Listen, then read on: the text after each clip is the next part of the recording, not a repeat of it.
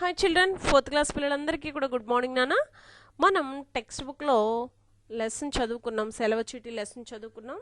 2 సెలవు చీటీలు మనం రాసుకోవడం జరిగింది నాన్న. 3 రోజులు సెలవు కోరుతూ తిరుపతి వెళ్ళి రావడానికి ఒక సెలవు చీటీ, అనారోగ్యం కారణంతో వారం రోజులు సెలవు కోరుతూ ఒక సెలవు చీటీని రాసుకున్నాం నాన్న. నెక్స్ట్ చూడండి, ధారాళంగా చదవండి, అర్థం చేసుకుని చెప్పండి. ఇక్కడ ధారాళంగా చదివి అర్థం చేసుకుని మీరు చెప్పి ఆన్సర్స్ అనేవి ఫిల్ చేయాలి. ఖాళీలను పూరించండి. ఫస్ట్ వన్ చూడండి, శ్రీలాస్య డాష్ తరగతి చదువుతున్నది. ఎన్నవ తరగతి చదువుతుంది శ్రీలాస్య? 4వ తరగతి.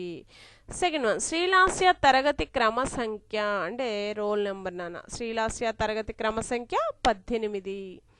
శ్రీలాస్య అక్క వివాహం డాష్న జరుగుతుంది, నవంబరు 16న. శ్రీలాస్య అక్క వివాహం డాష్లో జరుగుతుంది, శ్రీశైలం. శ్రీలాస్య డాష్ రోజులు బడికి రాలేనని చెప్పింది, 4 రోజులు.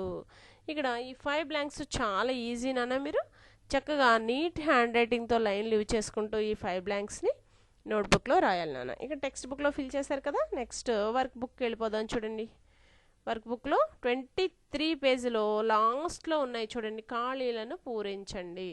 శ్రీలాస్య డాష్ తరగతి చదువుతున్నది. ఇక్కడ ఏం రాయాలి నాన్న? 4వ తరగతి.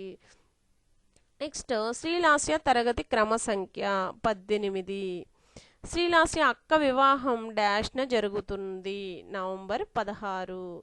శ్రీలాస్య అక్క వివాహం డాష్లో జరుగుతుంది, శ్రీశైలంలో. ఇక్కడ డాష్న అంటే ఏ తేదీన? నవంబర్ 16న. ఇక్కడ డాష్లో జస్ట్ నా లో అని మాత్రమే తేడా ఇవ్వడం జరిగింది. మిగతా బ్లాంక్ అంతా ఒకలానే ఉంటుంది. డాష్లో అంటే ఏ ఊర్లో జరుగుతుంది? శ్రీశైలంలో. శ్రీలాస్య డాష్ రోజులు బడికి రాలేనని చెప్పింది. ఎన్ని రోజులు రాలేనని చెప్పింది? 4 రోజులు.